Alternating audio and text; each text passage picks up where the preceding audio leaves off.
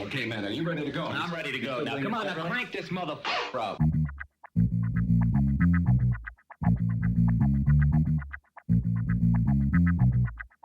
Break it down like this.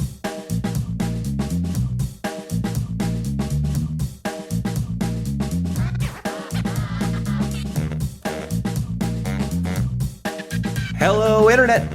Gino here again with another episode of Deep Listens, and today we are discussing Final Fantasy Type 0, aka Final Fantasy has a type, ...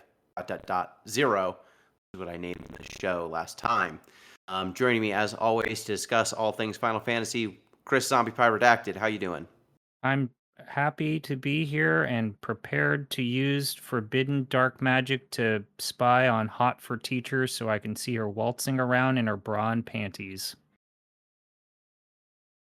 I know all of the female characters in this game and the panties that they wear. Thank you, CP. Also, we are also joined by one Jedd Rud. How you doing, Jeff? Hi, I'm here with a delicious. I've decided to expand the Canadian candy writ to expand it to Commonwealth candies. Yeah, sitting here with one I've actually not tried.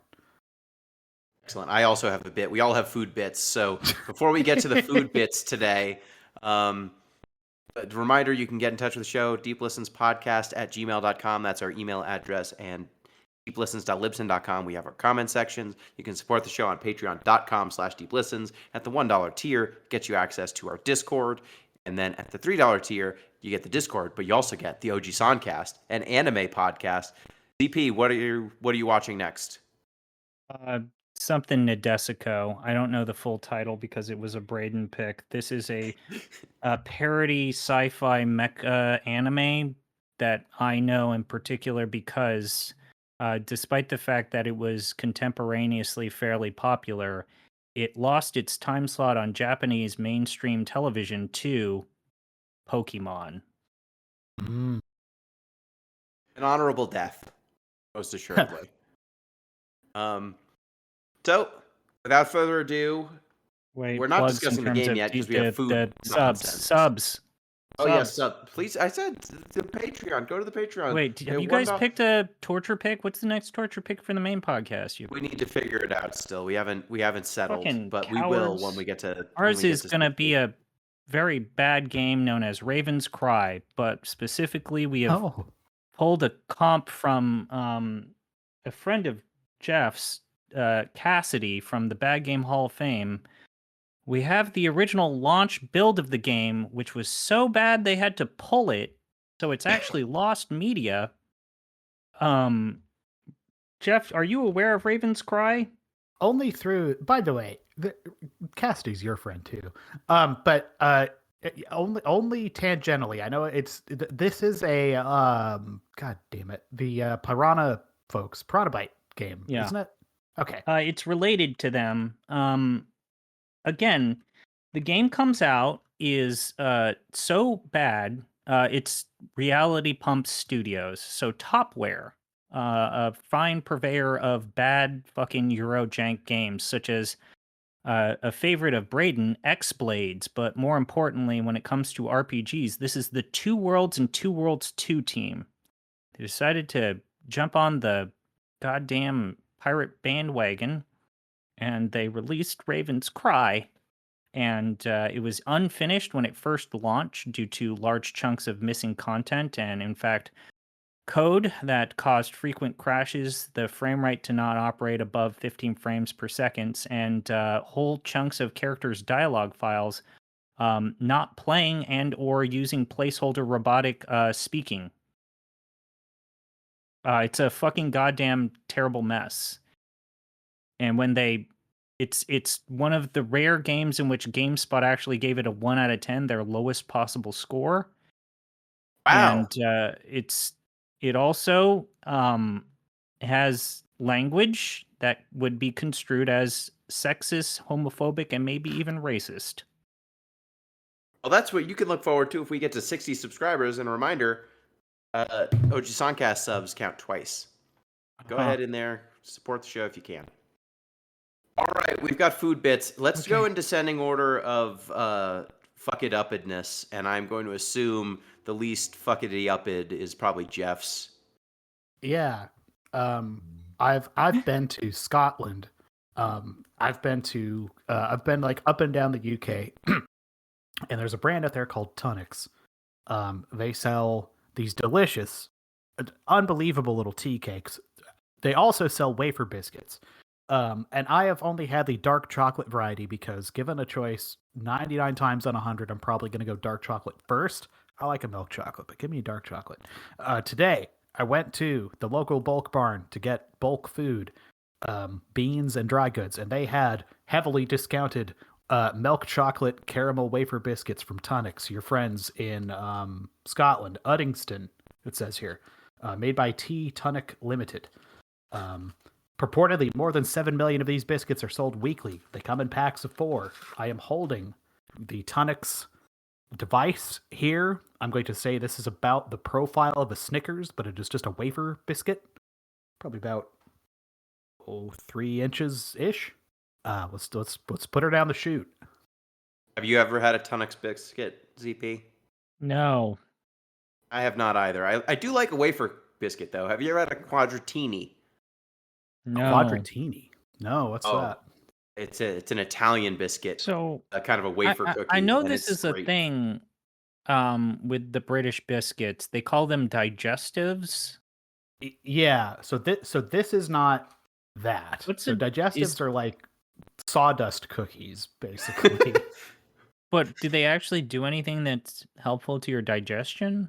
Or is that just a name? They're in the way that like having a bunch of bran in your flour, like, it's insoluble fiber, right? So it is keeping things moving a little more. That's the move there. It's my understanding anyway.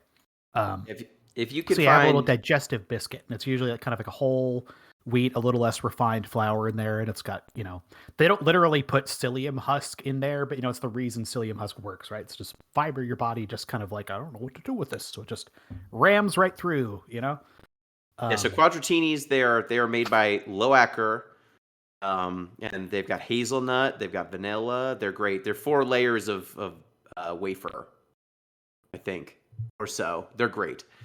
Jeff, how was your wafer cookie? It's good. I'm not gonna lie. I think that the it's got a little bit of the sogs. I think like it's a crispy. Like, I'm just gonna snap this in half on the microphone. Okay, that was good. It's got some crunch to it, but not more than I'd like a little more. What does it feel like The when you caramel's try to good. bonk it on your head? Dark chocolate just improves this a lot. Like, this is good. This is a solid like 8 out of 10. Like, nothing in here is bad at all. All But right. get the dark chocolate variety if you can. They're incredible. This is pretty damn good though. So next is going to be me, because I'm pretty sure ZP almost always is the most fuckity upped. So I've got in front of me an Oreo. It is a novelty Oreo flavor. As if I see one in the supermarket, I always purchase it. And this one is another celebrity collabo. This is an Oreo Selena Gomez cookie. I just saw these in a shop. I was in America over the last weekend. I saw them down there. Okay. And what is this? That's what I was going to ask. So ZP, Jeff, what do you think Selena Gomez tastes like? Or her cookie, at least? I'm not going to respond to that. Cinnamon? It's like a dulce de leche thing, right? ZP is correct. It is a chocolate and cinnamon creme cookie. Wait, Okay. is this cookie racist? I assume she had sign off on this. I don't know. So I'm just going to go like ahead. the Travis Scott meal. These are just things that she likes. Yeah, or like the Post Malone one was good. Let's snap it into this. Oh, there we go. Okay, smell. Ooh, this smells good. A strong cinnamon flavor for sure. Okay.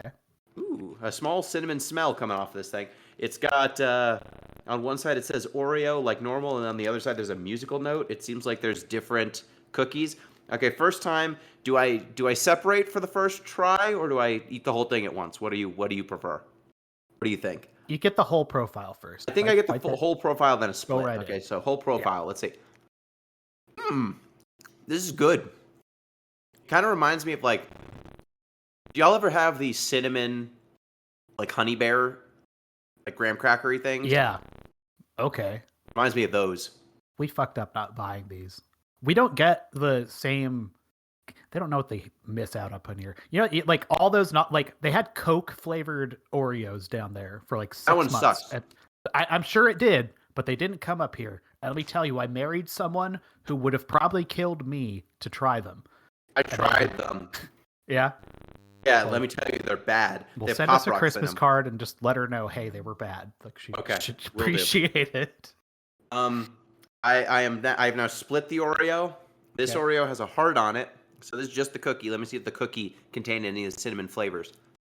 No, the cookie's just regular Oreo. Okay. Now I will try just the cream. Okay. Okay. Yeah, Okay. there's a layer of cream that's different. So both of you ate things that brought relative joy to you, right? I'm gonna say this is I would eat this more than a regular Oreo. This is like Cool. Oh, really? it's like an 8. 8 out of 10. Okay. Did you eat it more than a Hydrox? Probably. People talk shit, but you Okay. give me a Hydrox, I'm not going to turn it down. Okay. So Deep ZP, breaths. tell me about what you're gonna do for yourself. I've billed this as on the last podcast as maybe the most cursed and heinous thing that I've eaten for this thing. I have to open a can. Oh, I'm gonna now ping both of you as to my current food review. I paid duties, Jeff. I paid to get this from Australia. Okay. I'm now off the microphone to open this can. okay. What do you think? Okay, I'm gonna describe this. Ah, Oh God. Oh God, Um, Jesus! It smells so bad. So what ZP has done is he's purchased 8 pieces of Australian abalone. Oh, he Huh. didn't. Oh, No, he didn't. You did. So oh God, Yeah, Jesus Jeffrey. Christ! what's abalone for the listeners who might not know? It's a lippet or Is a it- mollusk that's you find off of the coast of areas. I've actually Yeah, gone abalone diving it's for it's them. a Okay. it's a snail, if I'm not mistaken. Like Yeah, it is sea a mollusk. yeah. Oh A- shit! Well, according to the sole arbiter of truth in the 21st century, a common name for a small to very large Oh, marine fucking gastropod hell. mollusk and the Halitotidae family, So which ZP, contains 6 genera, but now only 1 genus, the Haliotis. ZP, Oh. the sound you're making, is that because you've tried one, or is this just No. still reacting to the scent? It smells like cat food. I bet. Okay. I'm gonna send you. I gotta get a fork and knife. This thing is. Oh, you're not gonna It put your hands in bounces. the. It bounces when I hit my spoon on it, and I am scared. The most scared I've ever been. That's why I'm singing. Kill time. Okay, Yeah, so is this a did you buy these live? No, this is a can. I think that is a picture of the thing he bought. Okay, What he it's posted the in the canned Discord, pro- which okay. is it's a Canned canned products. product. Okay. Okay. Okay. Now These things are I big. did share to They Borgmaster are what I had big, bought, yes. and Borg told me that I should have cooked this in like oil and seasoning. Yeah. I'm just gonna eat this. I have a serrated blade. There's I have a some serrated of blade. these critters make for good sashimi, and then I think there might be things like this which do Oh not. God, it's not cutting. It's so slippery and springy. Your serrated edge just does nothing. Oh fuck me, dude. It's right in the mouth. How big It's does got- the piece need to be? That's your decision. I'm not gonna know how big the This is- piece is. Yeah. How You can big? tell wait, us anything. before you put it in your mouth. How big are they, like relative to your finger? Like, is it a thumb Okay, size? I'll take is a it picture bigger? of my finger Palm? then. Is it palm I'll size? put my little pasty fingies. Ugh. This smells so bad. So you haven't seasoned this with that? It's just raw No. abalone. No, I have not seasoned this. Do I have a ruler? No, I don't. I thought I had a ruler. Put a penny next to it? I don't know. A dime? Give me a minute. This is making for great. I'm gonna use a dice. Thank God. Why? Final Fantasy Type 0 is an awful game, so it's honestly, him food poisoning himself in the first 10 minutes might be better than discussing the Fucking game. shit! I don't want to eat this. We've all This is the developed first survival time that I've skills. actually felt afraid of food that I've consumed for my bit, and this is like the first time. I just want to make I don't. I want to make clear to the listeners, I don't put you up to any of this. No, God damn it! It's not cutting. I'll independently verify. He does this to himself. I don't encourage it. I've God. actually discouraged it in most cases. Oh wow, that's really big. Fuck, Just, dude. just getting in there, eh? Okay. Fuck. Just bite into it. It can't hurt you. God.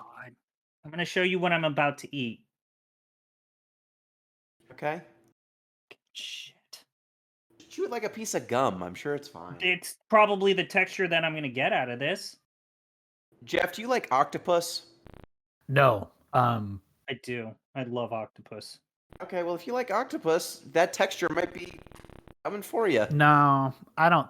That's this. Sight unseen. I'm not watching what you're watching. It's not the texture of octopus. Okay. Octopus has this rubber band texture. Fuck, that I'm dude. just no thank I'm you. not gonna drink the juice though.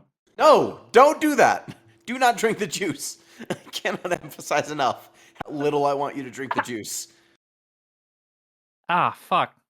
Also, it's not juice. Oh, God.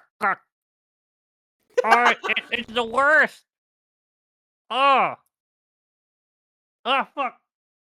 Oh, it just tastes like salt water. Yeah, I It's bet. got like the texture of fucking a tongue. Because you're supposed to cook it.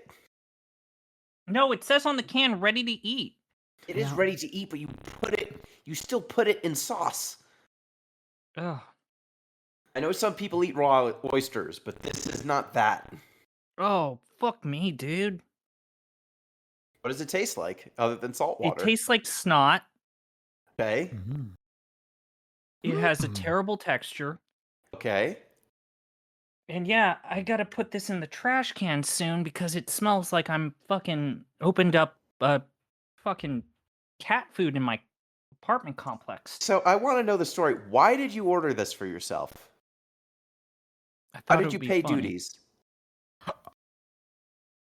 You thought it would be funny? Mm-hmm. You think it's funny? No. You're gonna No, you smoke don't think this it's funny? entire pack of abalone now. Yeah, you're gonna smoke this whole pack of abalone until you kick your habit. Oh God. I want you to do me a favor, ZP. Just do me a little favor. Put that can in the fridge. Look up a recipe No. for abalone, No. and I then refuse. make No. yourself a little meal. No. That's not like this is like when you No. ate the edamame with the shell on. No. No. It's I swear it- sundered. It's ruined. I swear, if we handed him a chicken wing, like maybe, the first time he ever saw a chicken wing, he would just die. He would chew on the bones. He's I'm like, gonna give "What? that a negative. Why is it 2. hard?" I'm gonna give that a -2. That actually -2. might have been worse than Type 0. So Jenna Maraska versus Charmel still worse than raw abalone. Yeah. I mean, one of the Speaking- worst things I've ever seen. Speaking of worse than Type see her 0, whole Final Fantasy hole. Type 0. When last we left our intrepid heroes, it was Chapter 2, and they were at war. I think they're at war, definitely. We're going from Chapter 2 on, which is, boy oh boy. This game's storytelling is inscrutable because it doesn't bother to try. I tried to describe this game's problems to someone recently, and I said it's like a movie with a bad editor. Yeah, that's appropriate. Yeah. You just jump from place to place with no stitching. You never know why you are where you are. People just start talking about stuff, and they assume you already know what they're talking about. It's around that chapter 3 point when the format of the game presents itself, which is you're given time to explore the school campus, interact with different NPCs to sometimes get immediate rewards, sometimes not, or engage in side quests which force you to interact with the overworld and other towns outside of the school. And I think chapter 3 gives you like 3 days and 12 hours, and that's around what the subsequent chapters give you, though the final chapter, or actually the penultimate chapter, chapter 7, gives you way more time than that. But Yeah, so the game, that's like the format. every person you talk to takes 2 hours off of your timer. If you leave the school, it takes 6 hours off of your timer. And you can jump the time ahead to your mission, but you can't move in smaller increments than that. Either you talk to someone or you leave the school. There's no other way to advance time. So if anything's time sensitive, like you have to do it at a certain time of day, you better have people to talk to or you better leave the school. There's no other way to do it, which is very annoying because this game has time sensitive content. Jeff, you did not actually finish the game, yes? You were kind to yourself?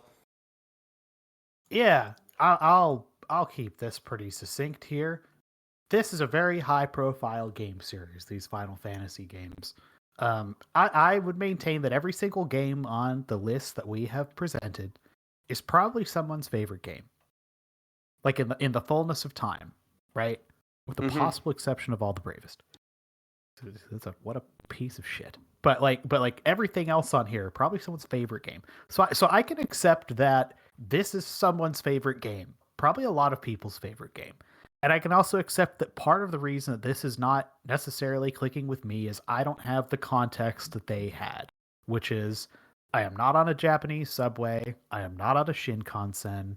I'm not playing this on a PlayStation 3 or a PlayStation Portable, rather, with like my homies commuting or going anywhere. And for people who had that experience and this became like, their favorite Final Fantasy game, that's great. That's like actually cool. I don't want to like poo-poo that. I don't have this game in that context. I can't have this game in that context. And what has been presented to me here has been just a horrible time. And then in the midst of playing this, I've had like literally like more than one family death occur, and then went to a practicum for a school I'm up here for. So the idea of like the finite time I'm going to spend playing this kind of miserable experience.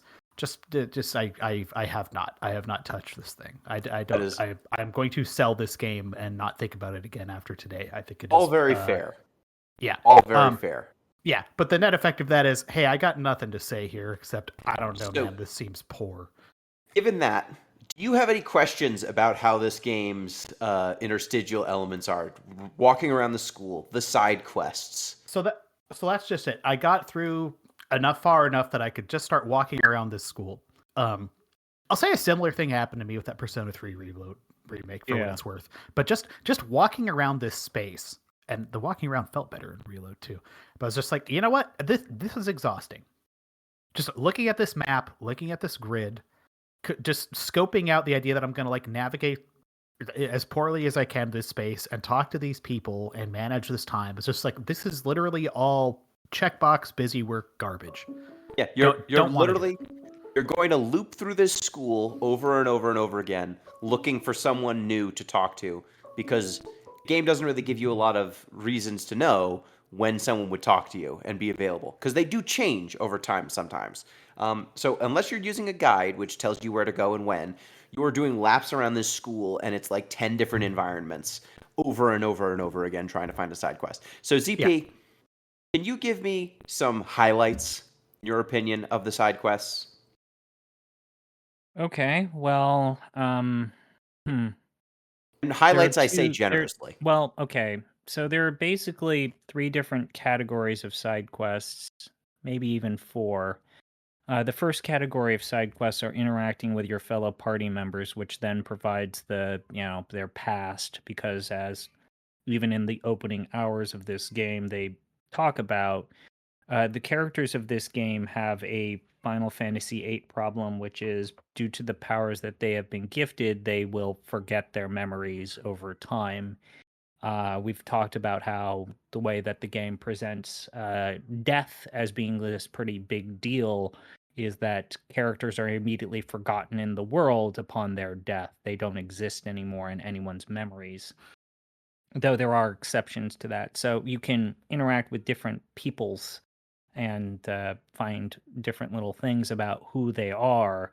Obviously, you have the walking tropes like the 2 to 3 dude bro archetypes that are in your party, whether it be the boxing guy or man who uses a whaling spear.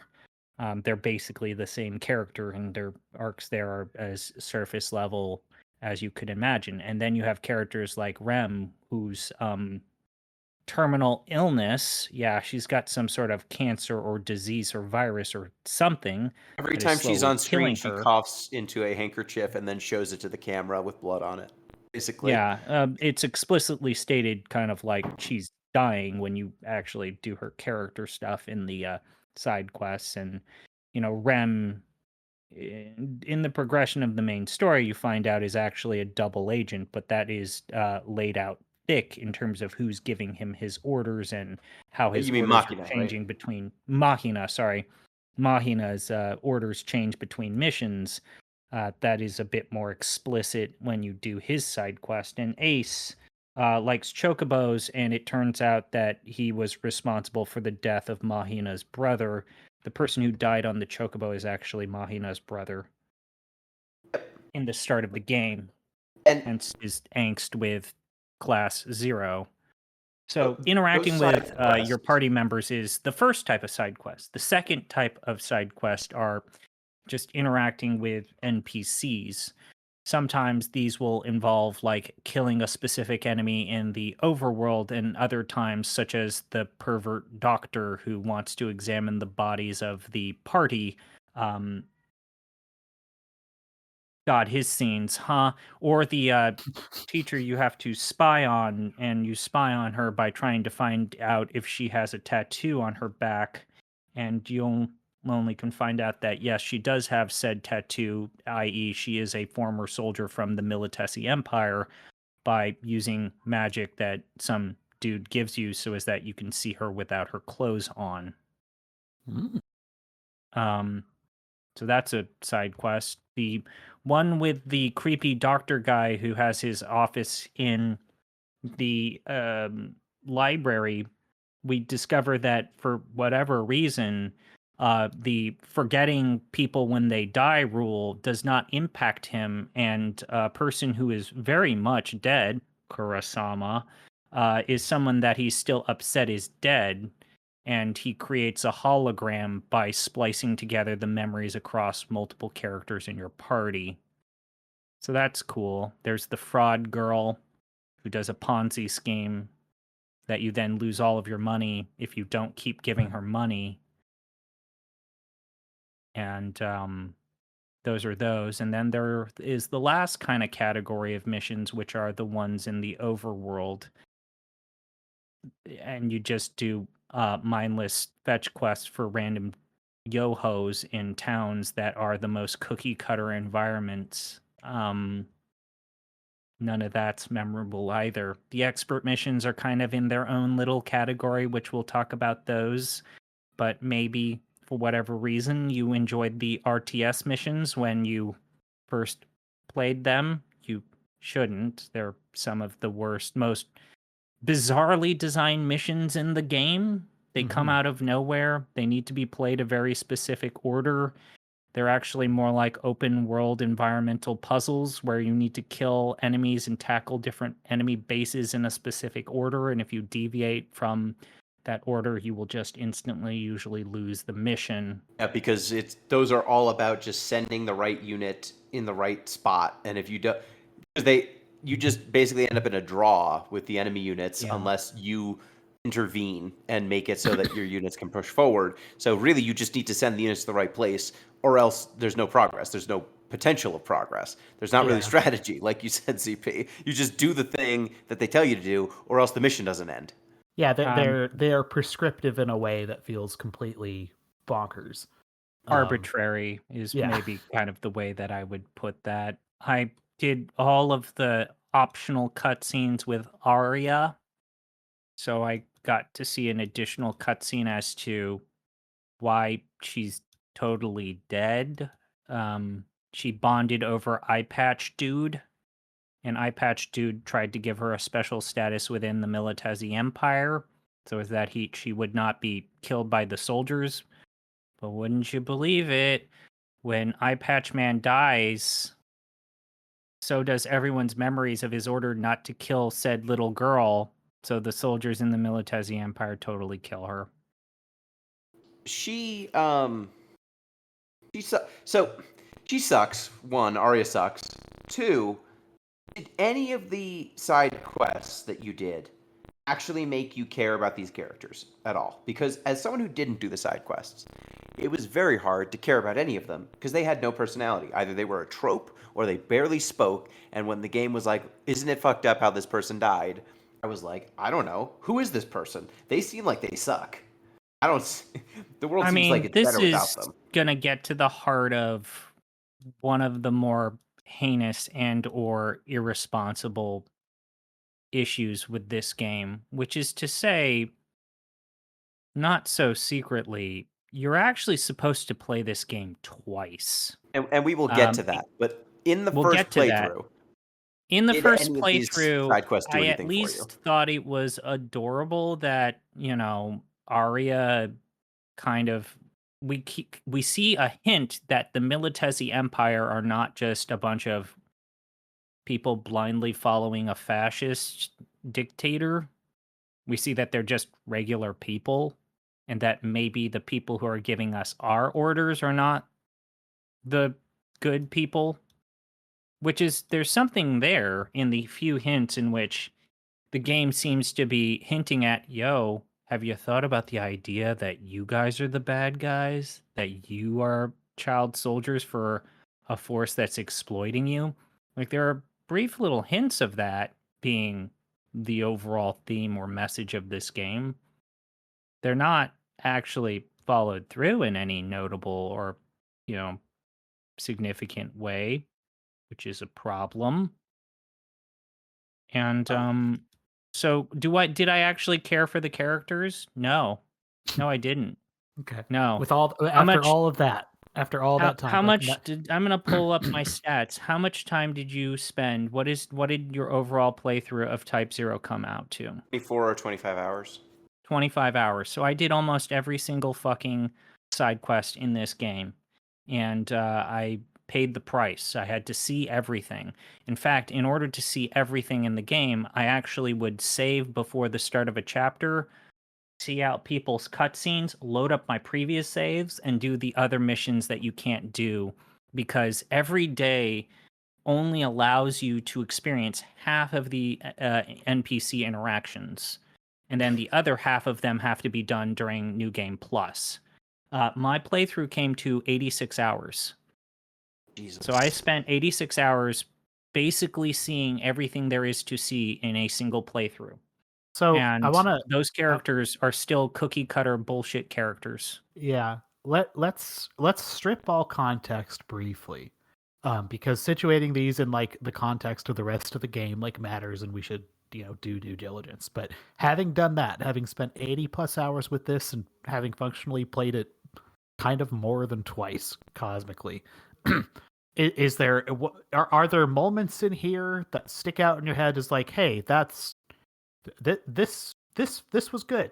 But like that, Okay, I you know what? this. I know that Gino and I don't agree on this. Everything that happens in Chapter 7, the big plot twist, like when the game actually pivots and goes its full fucking human instrumentality project, like there's something there.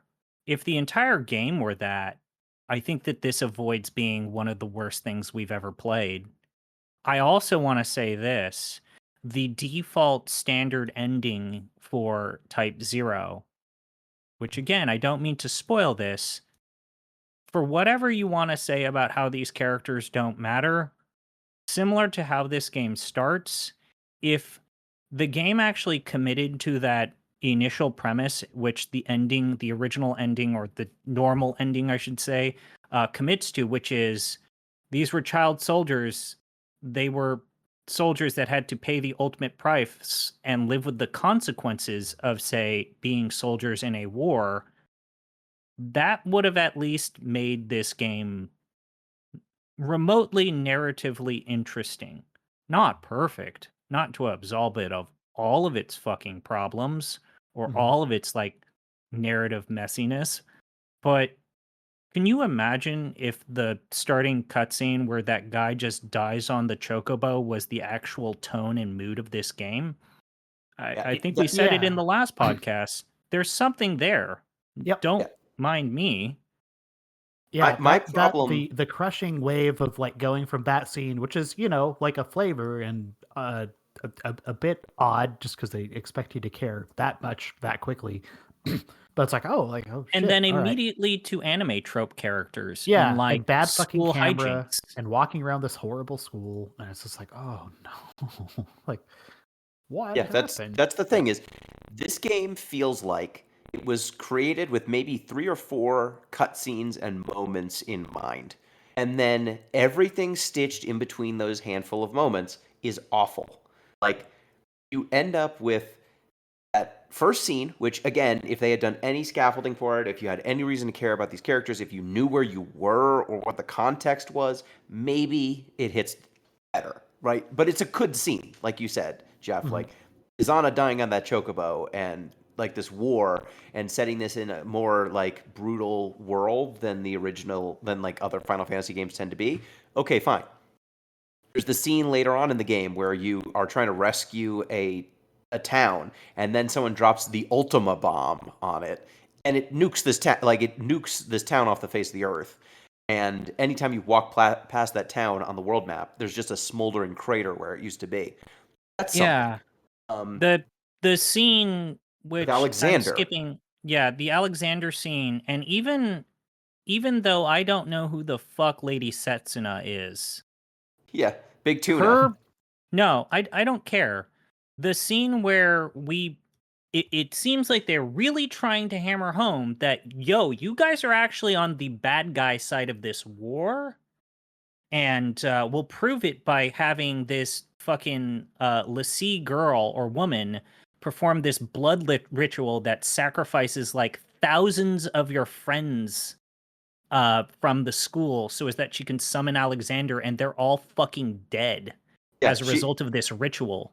she Like kills your that. teacher and like a bunch of other people to summon Alexander, who this game, its interpretation of summons, I think this game and 9 and 10, I think give summons the like, oh fuck, this is basically a nuke Yeah, level of seriousness. And this is probably the game, this and 9, I would say probably are the 2 games that leave gigantic, massive scars on the world because of the magic that has been used. When Alexander gets summoned, it fires this gigantic laser beam that destroys basically an entire army by itself. And then again, if you walk past that area on the world map, there's a gigantic fissure where the continent was severed from this laser beam. And it's again a giant smoldering crater cut into the world. And dang, that's effective. Like those scenes are appropriately brutal. And it if the game could get you from scene to scene without being a schlocky anime piece of garbage, and it's not even like good like I'm not trying to disparage all anime here. I'm saying even by anime or trope standards, this is poor storytelling, right? Like yeah. It, these characters barely have any personality. They are like Chrono Cross level. The difference between the dialogue of the characters is we added an additional word here or there to denote that they have a slightly different accent. It's like that level of carelessness with these characterizations. it raises a lot of questions, right, Yeah. Gino? Like, I mean, I mean, is it the feels like point 15 to me. is the point with this game that you wanted to convey the facelessness of, soldiers that go out to war? Because look, Square Enix is not the only Japanese developer or even worldwide developer that, let's say, had a target against the Bush administration especially during the height of the war in Iraq and war on terror. Yeah. And then, so was that the whole thing, that you wanted to have like this party of faceless child soldiers to communicate your ill givings of like militarization, or the then rise in militarization? Which would be odd Cool. because this game seems to valorize this child soldiers and treat them like Right. zany do-gooders. And then also, yeah, then you can't have anime hijinks where we're kids in a school doing fucking, you know, Perving on our goofy teacher. shit. Perving on a teacher, or, you know, shooting the shit in a cafe that's clearly way forward inspired from TNG. And then I think the other thing is, I don't care what the fuck the people who played this game will tell you.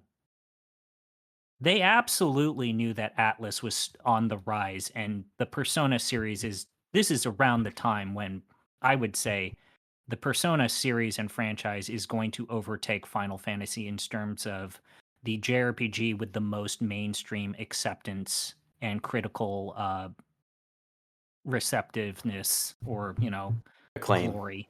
Acclaim. Sure, that's the right word. They absolutely played Persona 4.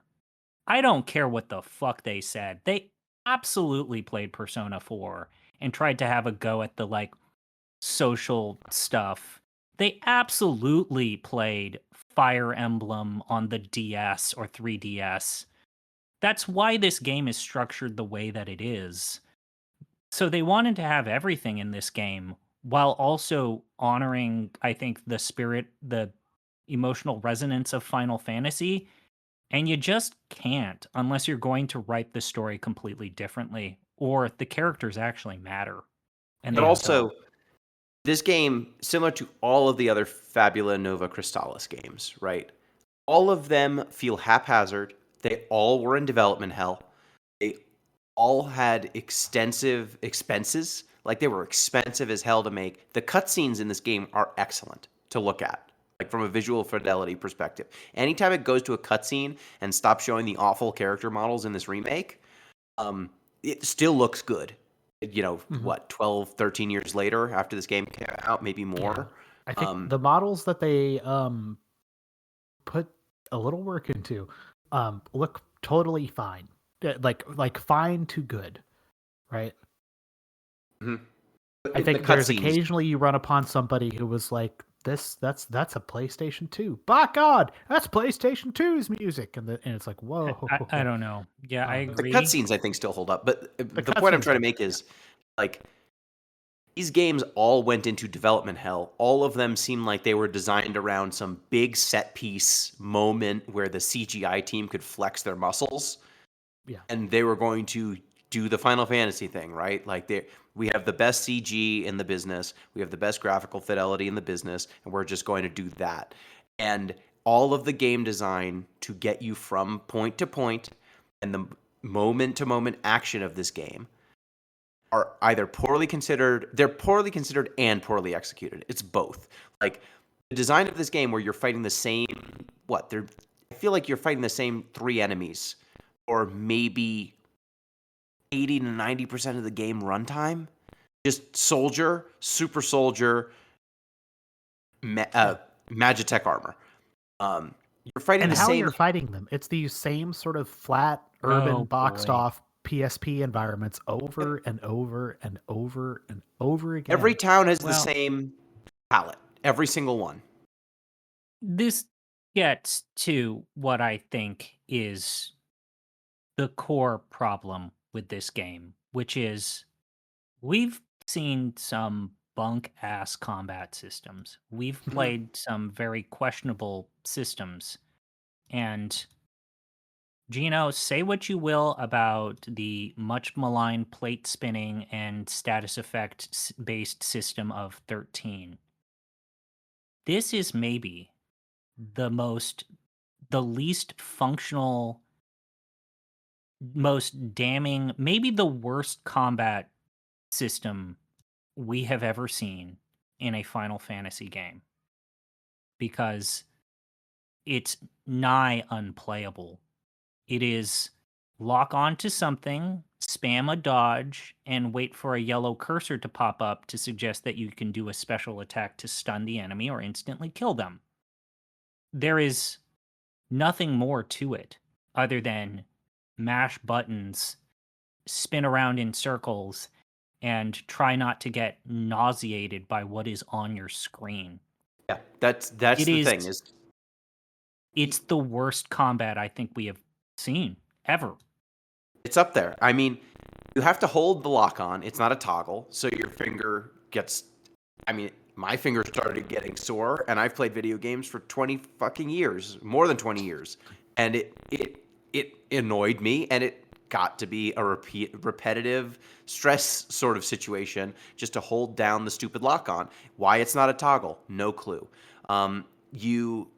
If you lock onto something in some of these environments, the camera, if you're anywhere near a wall, just will not be able to handle it. There's some enemies that move very fast, and those enemies that jolt around all over the place, it yanks your camera in every direction. One of the final bosses like teleports all over the place basically, and I couldn't keep him on screen.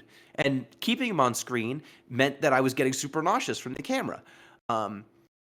Each There's of the characters, fact that after you kill an enemy, sometimes there's like you stay still locked onto their targets corpse. you're still locked onto their corpse as you see the particle effect for sucking their soul. Yep. Um, Real fun when that happens. Yeah, and you Not like can't anything else is going on. the context sensitive buttons do not work right.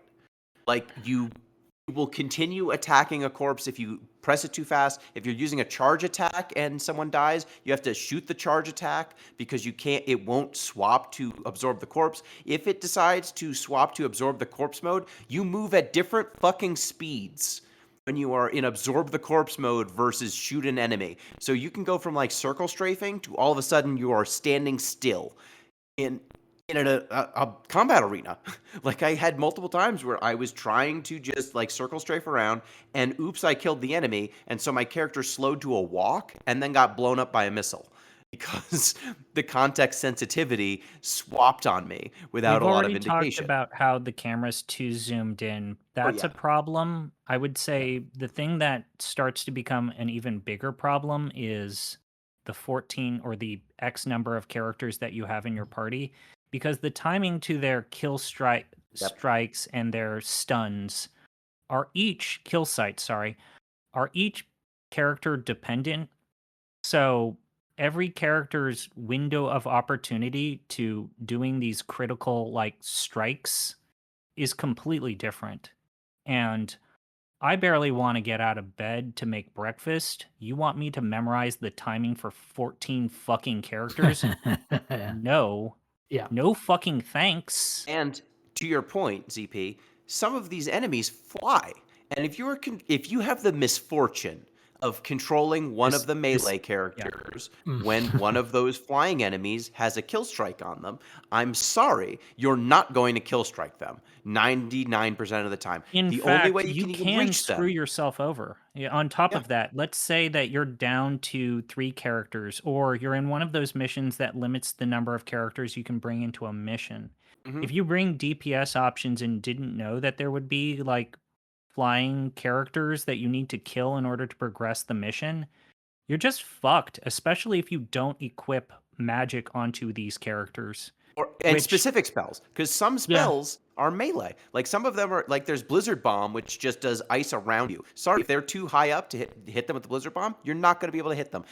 Fire, if you shoot fire at them, that's a slow-moving projectile. You have to press the fire spell seconds before the yellow shows up to have it even get to them. I'm glad you pointed this out. Maybe, Gino, you can talk about this. We need to talk about how spells and the naming convention for spells in this game is like the worst it's ever been in a Final Fantasy game. And also, the equipment system in this game is atrocious. Like, again, to go back to my point of, I barely want to make breakfast, let alone worry about preparing procking 14 characters for combat. I don't even want to do it for 3 characters, and now you want me to do it for 10 plus? Fuck off with that. But also, like, in the main game, you've got access to maybe 3 or 4 weapons for each of the characters. So it's not like you're equipping them that much. You get some accessories that will boost their like defense or their health or whatever. But for the most part, these characters play the exact same fucking way they do from the beginning of the game to the end of the game. And you unlock abilities and stuff, and there's even more abilities you can unlock. That stuff barely matters. It barely matters because at the end of the day, the thing that kills enemies in this game is hitting them when a yellow circle pops up over them. I got through levels under-leveled by like 10 or 20 levels because the enemies are the same damn things. The only difference is whether it kills you in one shot or it kills you in 2 shots, and whether you kill them in 1 shot or in 2 shots. Their animations are the same. Their tactics are the same. And you fight the same ones for hours, which Jeff, I am not in the hallowed space of a Shinkansen, so this just doesn't hit the same way, you know? My hand is not contorted from holding the Monster Hunter claw, and so playing a game that doesn't make me do the Monster Hunter claw feels like a fucking revelation. And that's what I think that is the mindset you have to be in for this game to really hit right.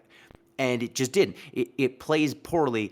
The only characters I found even remotely appealing to control were King and Trey, the arrow guy and the gun guy, because their projectiles move fast enough to actually hit things on time.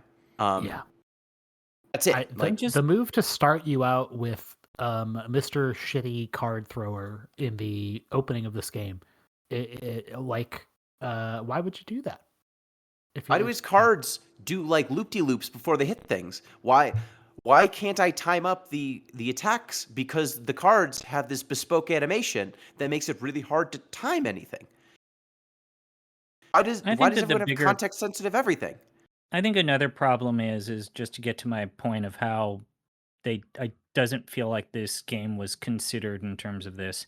You have these fairly detailed and involved tech trees for each and every single character. Yeah. And yet you only have 2 commands for offensive abilities and 1 command for a defensive ability. And yet these characters can have upwards of like 12 plus abilities. And you're only going to be able to use like less than 1/3 of those abilities. And then on top of that, there's the Crystarium, which you use to make spells stronger, which is maybe one of the worst interfaces that I've seen. But I really had to struggle with what the fuck is Thundaga SHG compared to Thundaga BOM. Like, you're not using any naming convention that this franchise has ever engaged in. And so I guess I have to learn this bespoke naming convention for this game only. Because. Why? Because. Yeah. I don't know. It sucks. It is a very bizarrely made video game. Yeah. And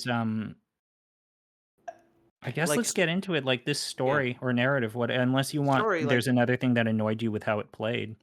I mean, for me, it like Perfect Storm, right? Like the classic video game gripe. It's like, well, the gameplay is kind of whatever, but the plot kept me going, right? Or conversely, like, well, I could kind of give a shit about the story, but like playing this game feels great, right? Like you can kind of spec in a direction. Like really good games will occasionally just like spec all the way in one. Some games do both. And for me, it failed kind of both sides of that coin, like to a point where I was like, I'm just done engaging with this. And it sure sounds like it doesn't get any of that back, but I feel like we've kind of covered really the moment to moment Fitan, and we've talked a little bit about the shitty camera and moving around in spaces.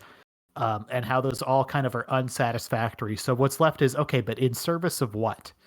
What is the? And then the answer to that is, hey, do you remember the Lassie? It's like, oh no. Yeah. So like story wise, you get, you're going on missions to stop the Militesi Empire. There was the Ultima bomb happens. Then you get assigned some missions to go liberate some other towns. You get assigned. No, first you get assigned to blow up a weapons facility. You blow that up while you're like deep striking into Militesi territory.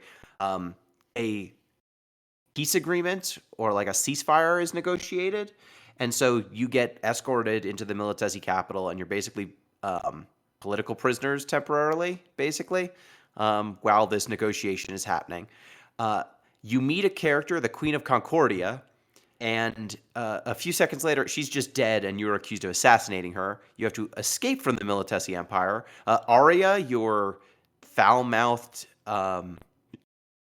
assistant character, who has almost no characterization before this happens, gets shot. So she has maybe 3 or 4 sentences before she gets shot. There's one cutscene where she isn't just stuttering to herself. Well, you can talk to her prior to this scene and find out that she doesn't talk to you because her mother said you have a foul mouth and you're gonna turn people off. Yeah, This is another funny one. She has additional cutscenes that you can only access if you use the encyclopedia throughout the story. So you find out what's happening to Arya in the Militesi Empire, but you have to flip through multiple pages to find her specific entries, and they're not like color coded to be at the top of where you're looking. So that's fun. So that happens, then Machina goes away into the woods for a while. Like everyone's at a cabin in the woods, and they're talking about how difficult, how much they hate being accused of an assassination they didn't do, and they can't get in contact with their commanding officer. And Machina walks away for a while, and then he comes back, and he's different and rude. And Machina being assigned to spy on everyone because his brother that he doesn't remember died, and his commanding officers blame Class Zero for it. None of these characters have. I cannot emphasize enough how little room to breathe any of these revelations I'm saying get, and how little I empathize with the motivations of any of these characters as a result. Right? Machina just seems like an anime shit boy, right? That's fairly accurate. I would just say he gets additional cutscenes that are just vapid because all they do is recommunicate the same point that you basically get by playing the main story. They just say it over and over and over again. I'm a secret agent and I don't like Type Zero because I blame them for the death of my fucking brother. And that's it. It's just that, but repeated ad infinitum. Just say it over and over and over again. And Rem, Rem, are you okay? It sounds like you're coughing. Oh, I'm fine. I've just got a cold. Just every other cutscene. It's yeah, I know. Rem's dying. Of course she is. Because you don't give characters coughs in fiction if they're not dying. That's the shorthand for not going to be around the whole time. Maybe don't put the good equipment on this one. Yeah. So you get those cutscenes. You come back, and you're sent on a mission to where Alexander gets summoned, basically. You do a setup mission for that, and then you go on that mission. You fight Gilgamesh and battle at the Big Bridge plays. And where does he come from? Where does he go after you beat him? Never find that out. You summon Alexander. You see that there's someone who looks a heck of a lot like Machina, but with a mask, who is now on the Militesi side, and his name was Incognitus. Come on, man! I know that this is the Kingdom Hearts people, but come on. Tetsuya Nomura was the lead character designer on this, but come on, man. They win the battle there. Nobody's in here. Yeah, I mean everyone in this game's a nobody. You win that battle. Nice, got him. Okay. You win that battle. You go back. It's okay, now we're gonna take over the capital because we won that battle. You go to the capital. You fight one fight against Qatar Bashtar or whatever his name is, the guy with the eye patch. You win that battle. He flies up to space and throws an Ultima bomb into space because the Militesi were going to take everyone with them in an act of total war. And then you take a chocobo, or you peace out and you walk back and you see the actions. You see all the terrible consequences of everything you did. You see all of that. And it's damn, we did war. And then, Jeff, are you aware of what happens in Chapter 8? It's been alluded to, but let's just get it on tape. What happens in Chapter 8? Okay, so it turns you win the war.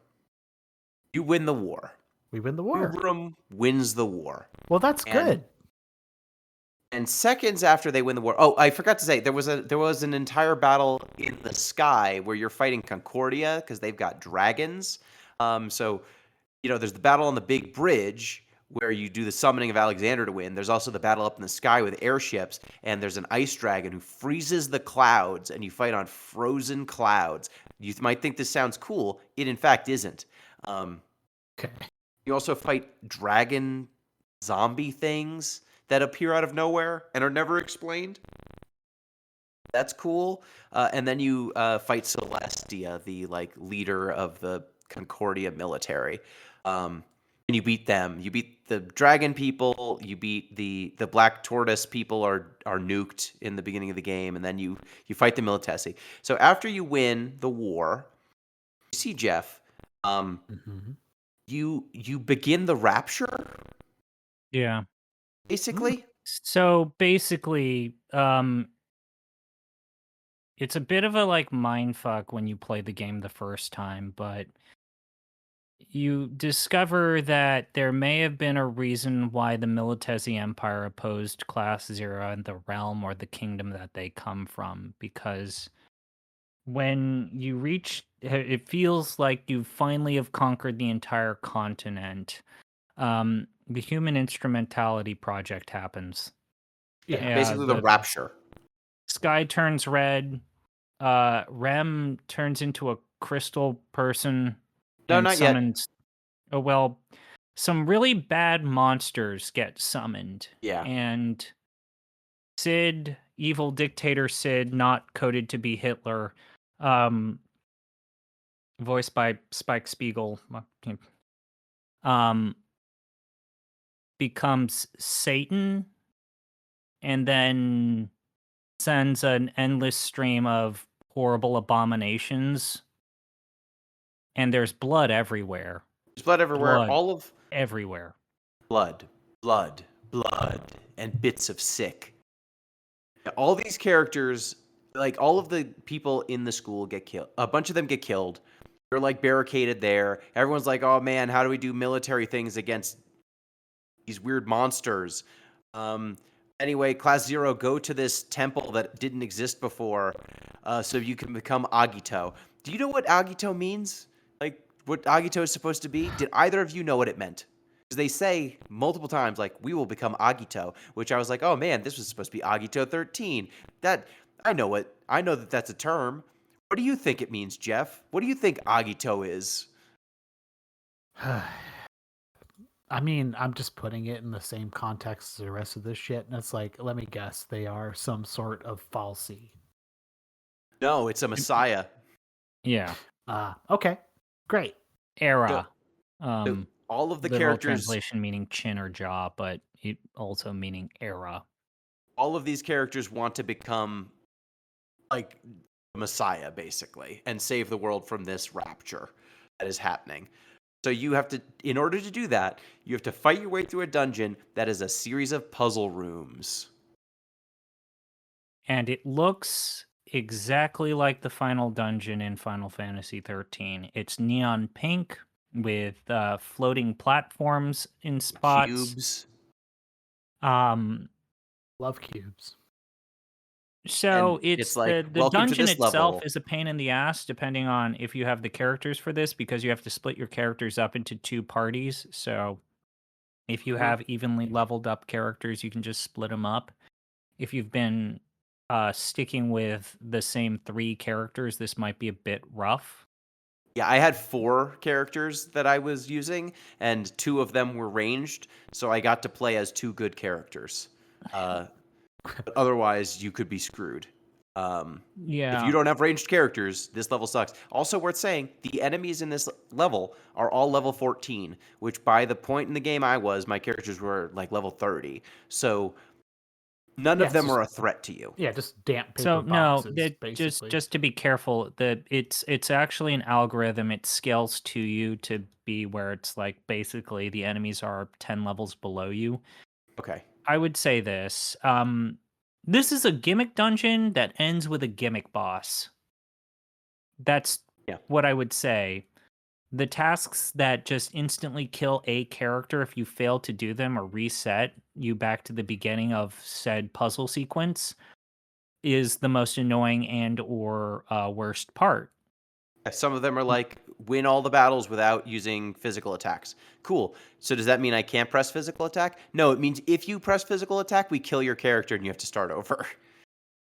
And then you have to do the same thing all over again, but with 2 characters. Minus your best character because you only ever control your best character. Or like, hey, you need to kill this enemy that's invisible. How do you do that? Well, the lock-on still works, so it's the same. Okay. They all suck. Every one of these combat arenas suck. Most of them are combat arenas. One All of the them was like a while, maze. the game doesn't use or spawn any unique enemies. It's usually the same ones over and over again. There's even a part where it repeats previous boss encounters, wherein you have to fight Gilgamesh again. Which I should point out that Gilgamesh is an incredibly tricky, if not super boss-esque encounter, which you can only beat if you really know what the fuck you're doing. Yeah, because you can't hurt him unless he is susceptible to a critical hit. He is invulnerable outside of those windows. Fun thing also, if you mash, like the way he works is you hit him once and then he's vulnerable, and then you just keep shooting him or attacking him while he's vulnerable. If you are mashing before the yellow shows up when he's vulnerable, it just never shows up. Mhm.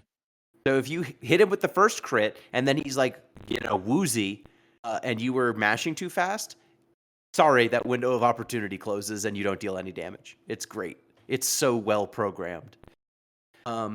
Yeah, you fight your way through. ZP, how's the gimmick final boss? What happens there? So what ends up happening is this is not the first time that the game does this. The first time that you fight evil, not Hitler coded dictator man Sid, he basically, you need to let him wipe your party, kill every single character that's in your party, and then a cutscene will play in which Rem and Mahina, who have already been crystallified. Oh yeah, they both get turned into Lassie and then they fight each other. There's even a cutscene where Mahina interacts with a Militesi person that has a Lassie, and he's like, I want to have the power to protect Rem. It's like, all right, I guess I'll make you a fucking Lassie like me, but you're not going to like it. And then it just ends up with him as a crystal. And he kills Rem and Rem kills him. And it's, they're so tragic. They're in love and they killed each other because of the crystals. They use the power that they have within them to give Class 0 the ability to... I wrote this down because this is how it was explained. The Mahina and Rem's spirit give them the strength they need to defeat the Arbiter and halt Tempest Finis. That's what you do. Jeff. Okay. N times. 10 times. And End then times. the final boss is no different than you, Yevon, wherein you can actually die against it, and all you need to do is attack it when the kill strike appears, and then you kill him. But you have to do it with every single character. And that's the rub. You have to do it with every single character, which means that some of these characters, so at first he's pretty mobile and is not on the ground, and and his weak moments, which you have to hit, he is probably not near the ground. So if you're using one of those melee characters, sorry, you're just gonna be waiting around a while for you to hit the button at the right time. Well, you're invincible, so you can't die. You just have to wait until you manage to land one of these stupid attacks. Because the classic. It's not impossible. It's just there's It's a annoying. It's much more narrow window, but it is not impossible to do it. No, it's just tedious. But yeah, you're stuck in this loop of basically going through the motions with every single one of your living characters. You do it once, and then as we discovered last time, the characters actually in-game die as if they've reached 0 HP, and we discover later that that's actually true. In order to defeat evil Sid, they had to sacrifice all of their soul energy, so they're actually about to die. But But the boss itself is no different than, say, in Spirit to you, Yevon, in Final Fantasy X. It's a True. gimmick. And that's Yeah, the thing. it's Is a you thanks, beat thanks Sid. for coming. Yeah. Exactly. You beat Sid. The class 0 is like, oh man, we're gonna die, and the world is dead, and everything's dying. And then the booby teacher lady frees Rem and Machina from their crystal prison because it turns out she's God. Yeah, this is actually something that is explored later in New Game Plus. It turns out that Aresia is God. Or actually, no, she's a servant of the same deities from Final Fantasy 13. We'll talk about it in a little bit. But so Rem and Mahina actually aren't dead, and they come to rush to find their friends, and they find out that in this giant pile, our troop of characters are dead. And they've created a big flag out of all of their class 0 Uniforms capes or something. and Yeah. their weapons. They like have put their weapon. It's like it's like in Final Fantasy X where they It- put the blitz ball and the sword and the staff, and everyone's hanging out around a fire. It's basically that image again, except all the Once people are dead. again, I don't hate this scene where it is No. these characters coming to terms with the fact that, oh, wait, shit, we've saved the world, but we actually had to sacrifice our life force. So we're just waiting for us all to die, right? And it's like multiple characters needing to come to terms with the fact that, oh, wait, we actually are going to die, right? Yeah, we are. Yeah, and That part's good. that part's good. And when Everything they else talk has about been wacky anime bullshit, though. like Sync is like, oh man, we're gonna die. Like, what do we do? And one of the other characters is like, we need to plan for the future. What are we gonna do in a year or 10 years from now? And they're like, what do you mean? We're not gonna survive that long. And they're like, well, what if we think about what it would be like if we survived? Maybe we can. And then it's characters who up until now haven't shown any interiority at all, talking about something that's very heavy. But man, you can't just do stuff like this with no setup on either side of it, right? Like you can't just decide, isn't it messed up this circumstance we put these characters in that we didn't really set up at all and have it be emotionally resonant. And it undercuts the whole dang thing because everything around it, the fact that it's the end times, it's a smash cut. There's no setup. It's all of a sudden it's the end times. The class dying, like it's this final boss fight that's really chintzy. Like if they had done the work, it could have worked, but they didn't. Just like all the other games in the Fabula Nova Crystalla series, they just assumed that they could brute force you with the power of their CGI and with the fact that they were bothering to invoke death at all. Like that would be enough. It's a bummer. It's just awful.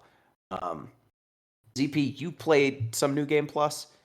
What context? Yeah, I just does want it give to you? say this. There's a Mhm. post credit sequence when you finish the game in an original thing where it's established that the crystal states fall into turmoil. The crystals have completely lost their power. Mahina and Rem basically have to do a rebuild effort, and Mahina passes away knowing that he's written the history of Class 0 before dying as an old man, having shepherded society towards some sort of rebuilding effort. Oh, right. And also, people can remember dead people after the actions Yeah, of people Class can 0. now remember the dead. New Game Plus. I wanted to know. I wanted to play Chapter 1 and I wanted to play Chapter 2. When does the game actually kick into gear? And it's actually pretty significant pretty quickly. So in a second playthrough, we find out, like almost from the rip, Aresia is basically a character. She is very much right there. So big booby smoking teacher lady that everyone calls mom, uncomfortably so, is in almost every scene now. And it's like, what the fuck? Who are you? Why are you here? And it turns out that Aresia is a servant of the deities of the world of Fabula Nova Crystallis. That's right. Pulse and Lindsay, the gods of Final Fantasy 13. They are the actual, like, Pulse, as in, like, Grand Pulse. The fucking god that Vanille and Fang worshipped and then died for. And you see Aresia praying to her, talking to her. She's a giant crystal, though. And we discover that the world of Type 0 is a time loop. That New Game Plus is actually the continuation of the second loop. So everything that Rem and Mahina did to lead Orents away from their rebuilding effort, yeah, shit, this is after that. So you now, knowing this, and there are multiple characters that know who Aresia and Gala are, it turns out that Sid is actually a guy who is aware of this cycle and thinks that the only way to stop the gods from constantly having the world of Type 0 undergo this time loop, which is had been going for 600 million times, he's gonna summon himself as Satan and then break everything and burn it all down to the fucking ground. That's his actual kind of like thought process here. There are new characters. So there is a character by the name of Joker and Tiz, which now become pretty important because they are also characters that are in the know. Seeing And them you see them in the credits when you beat the first game, and they are not in the first run. They are not at all. It's amazing. And Aresia needs to be convinced that reinforcing the time loop is not good. And so now you do beat Sid, but you have to convince Aresia, hey, what if we didn't do a time loop and you just remove the crystals and we get to live our lives however the fuck we want? And this is the part, I did not clear this with Jeff. I'm going to post in the link on our Discord. I'm going to post a link. Jeff, are you back? I don't think he is. Go ahead. I'm going to post the true ending, and I want both of you to click this link, and I want you to know that this is your reward for playing the game 2 times. It is a 2.5-minute cutscene that shows you what happens when you free the characters of Type 0 from their time loop and allow them to live the lives that they want. You know, this emotionally resonant ending for the first game where we literally watch our characters die in front of our fucking faces. So don't click it now, Gino, that Pinguino. Jefferson, Jeffy Poo. It's gonna record, so I don't wanna click it. Just tell me and we'll watch it separately because it's gonna get picked up in the recording, and I don't want Square Enix to So just click it. Okay. Give me your reaction to this. Okay, I'm seeing it says 11 minutes. That's too many minutes. No, you just get to the 2.5 minutes. The 2.5 minutes at the. Listen to this music. Oh, there's okay. Okay, so Booby, teacher lady. They zoom in on her Listen cleavage. to this music. Amina's in charge. Wait, Izana. Okay, boob jiggle. She's a teacher now.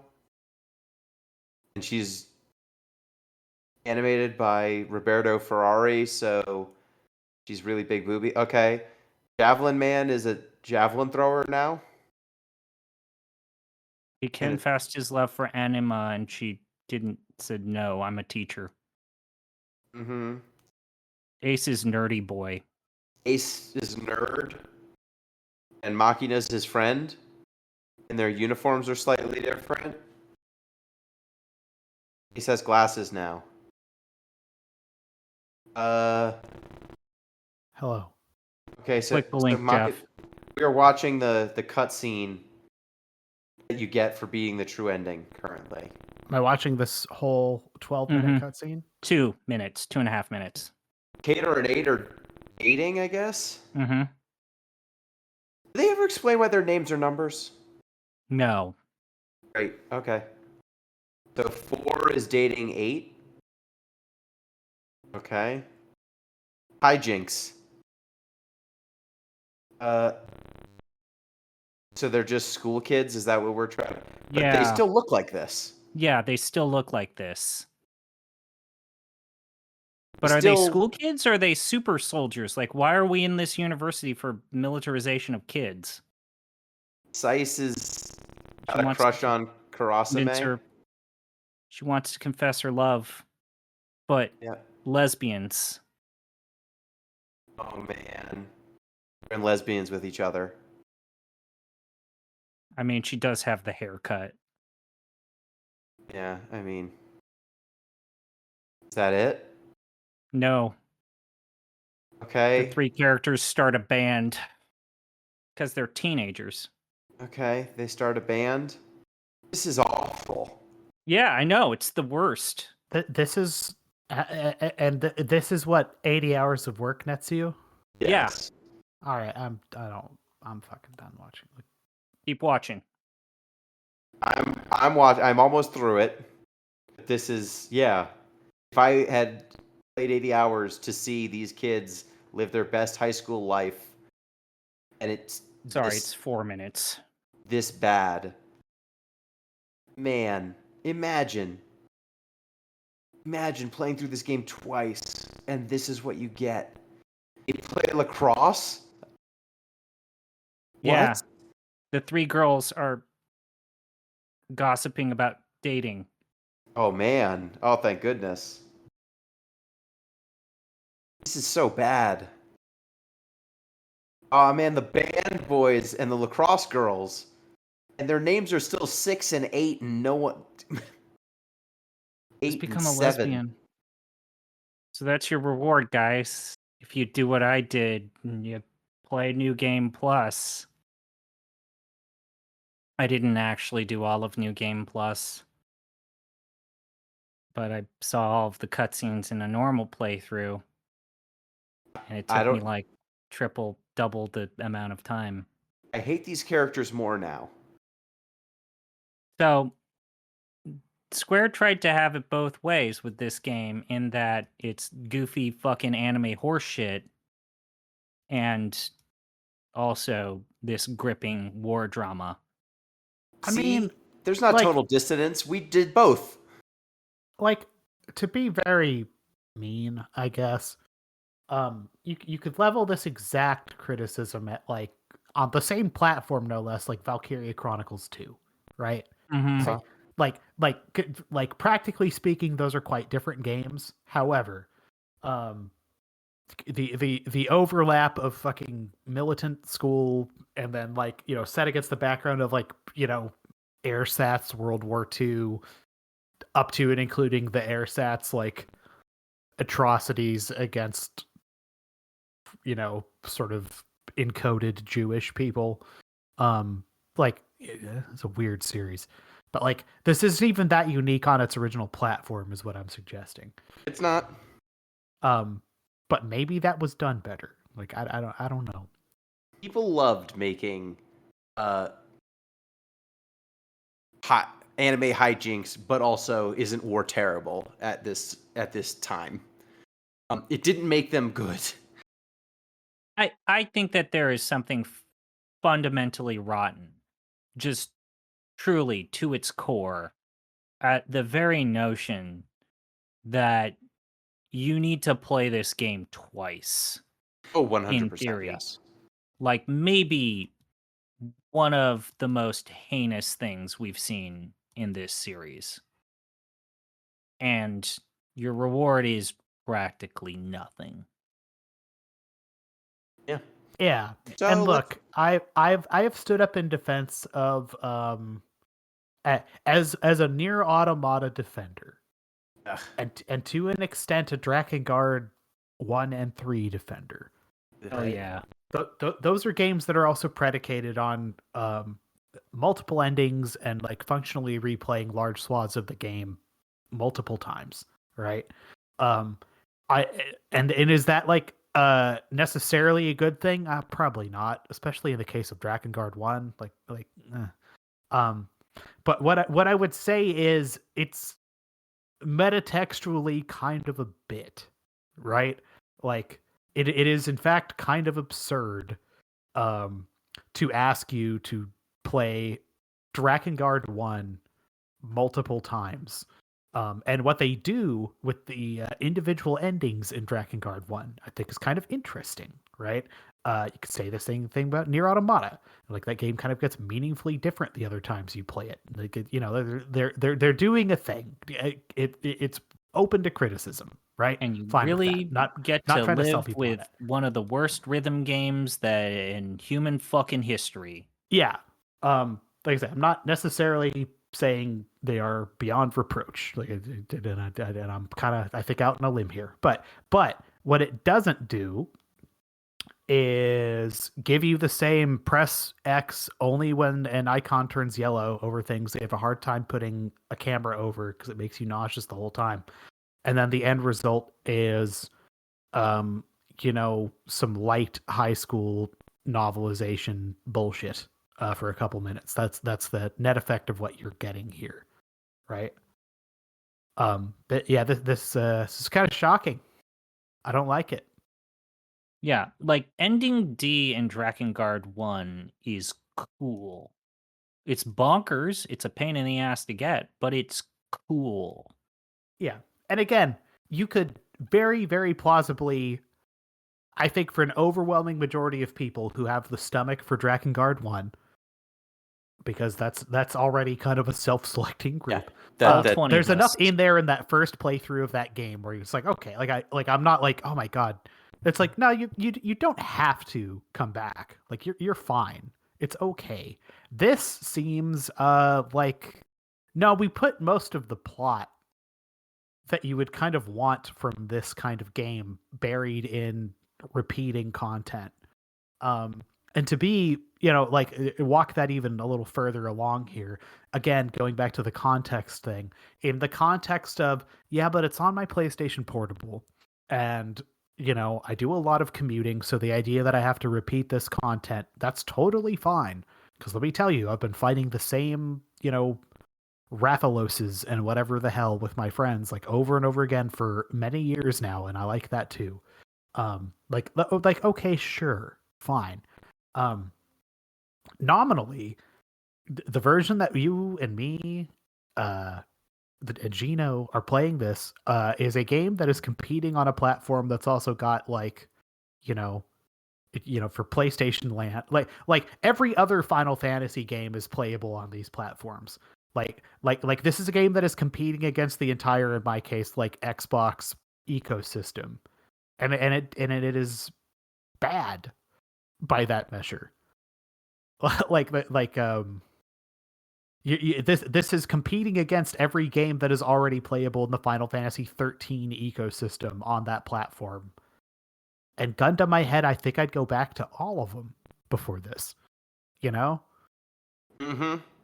Like all of them. So let's take a look at our good old list, because it's time to rank this thing. Our list of the Ranking of Fantasies, at number 1, Final Fantasy VI, followed by 9, 10, 7, 8, 7 Remake, 4, 5, 12, Rhythm Final Bar Line, Final Fantasy Trading Card Game, Lightning Returns, FF13, Stranger Paradise, Final Fantasy Origins, Final Fantasy 1, Final Fantasy V Legend of the Crystals, 3, 4 Celtic Moon, Dissidia, Final Fantasy Opera Omnia, 10-2, 15, 13-2, 7 Advent Children, 7 The Kids Are Alright, A Turk's Side Story, Final Fantasy Spirits Within, 7 On the Way to a Smile, Kingsglaive, Final Fantasy 15, Mobius, Final Fantasy, A King's Tale, Final Fantasy 15, Brotherhood, Final Fantasy 15, Final Fantasy 7, Last Order, Final Fantasy 7, First Soldier, Final Fantasy 14, Hikari no Otosan, Final Fantasy 5, Dear Friends, 2, 11, World of Final Fantasy, Mystic Quest, Final Fantasy 3, Yukyu no Kaze Densetsu, Final Fantasy X-2, Last Mission, 13, Brave Exvius, 6 Special Tracks, Final Fantasy Unlimited, and Final Fantasy All the Bravest, the worst piece of shit Final Fantasy has put its name on. So let's start from the bottom. Is this worse than All the Bravest? No. No. Is it worse than Unlimited? No. No. Is it worse than Special Tracks? No. No. Is it worse than Brave Exvius? Maybe. maybe. Maybe. Remind me of Brave. That was the Exvius. mobile game that we That was didn't the play mobile game, Jeff, much that we of. had Yeah, to. yeah. because it was super exploitative. Okay, so just to say this, Jeff, above Brave Exvius is Final Fantasy 13. Yep. I think Type 0 goes below 13. OG 13. Can we at least agree to that, Gino? Yeah. Consider where you were with 13 a few years ago, Gino. I am, and the only tension I have in this is that 13 is longer Oh, I than don't know, man. Type 0, but Type 0 to get all the endings is longer. You're not wrong. Yeah. So I don't know. I don't like either of these games at all. It's hard I think to. that this game is more rotten to play moment to moment than Yeah, it is. 13. It definitely is. But I don't think 13 does anything that's as high as when it kills all them kids. Or when Alexander blows up all those people. Like, there's nothing in 13 that I think punches on that level, except when those Shivas scissor and become a motorcycle. That's it. You know what? They do, though. They do become that motorcycle. I'm okay with it going below 13. I think just below 13. It's very fitting that all of the Fabula Nova Crystallis games are almost exclusively towards the bottom of this list, except for 15, which gets to be in the mediocre middle. I mean, we've got Lightning Returns in the 12 spot. Lightning Returns is baffling. It deserves to be there. Yeah, I'm not saying we did something wrong. Just pointing out It deserves to be in the top 15. I feel okay with that until Yeah, we it's play fine. more good games, which I don't discount that there might be more Final Fantasy games that are not bad. So I'm Yeah. skeptical.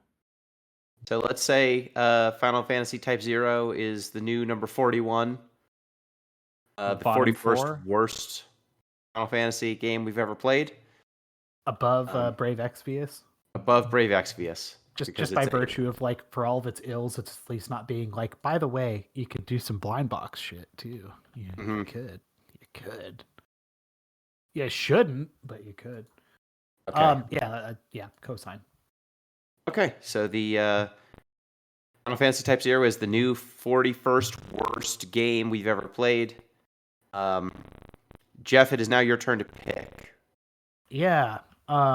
So, you know, so what is left? And there's a couple prominent things, I would say. And then there's, the shit I do, which is you guys go like, where the hell did you find this cursed object of power? And like I don't know if I'm gonna go either of those directions, but classically, I'm gonna float to you guys. The two I have in my head, one involves your phone. So far, so good. The other one involves a device from the Nintendo dual screen family of devices. Okay. Oh, boy. A Nintendo DS class item. Okay. So what's given those parameters, would you rather be holding a phone or literally any DS, including the 3DS? It is an original DS game I have in mind. I can limit down what CS Final Fantasy products there are. You sure can. I think I know Shit. what game you're thinking of. Gino, what do you want? I'll let you pick. You've been through Let's a do a lot. DS game. I haven't touched my Yeah. DS in a while. Congratulations, we're going to be playing Final Fantasy: The Four Heroes of Light. Oh, that's the better of the options there. I thought Sure is. I thought we were going to play the bad tower defense Final Fantasy 12 game. Thank Jesus. That's what I thought we were playing. I own that.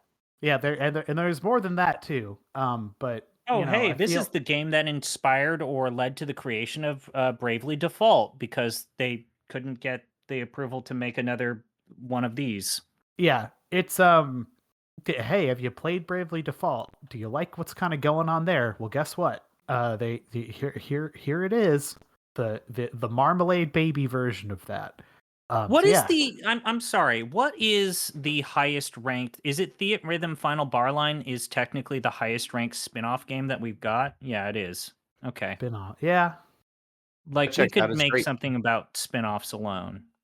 yeah, and honestly, like I don't know if it's worth putting the other two Fiat Rhythm games on this list, but if we were, I think they'd just be cluttering it up. But those would both also go pretty high because I would make them go higher. I would find you both and kill you.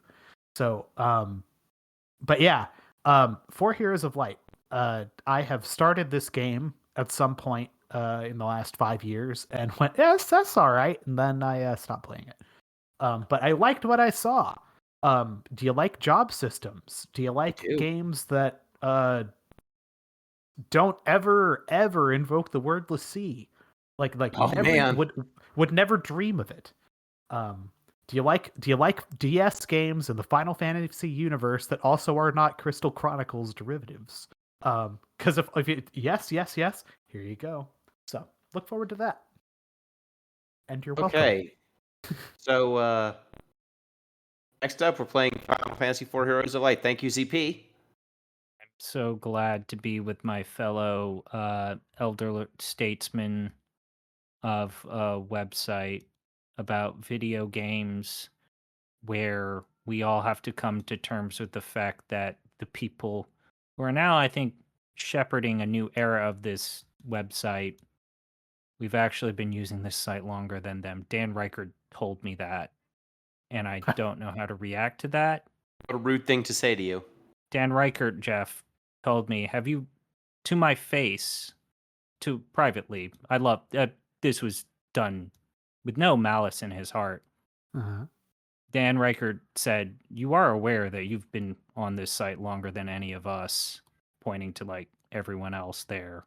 And I was like, oh God, Jesus. Oh God.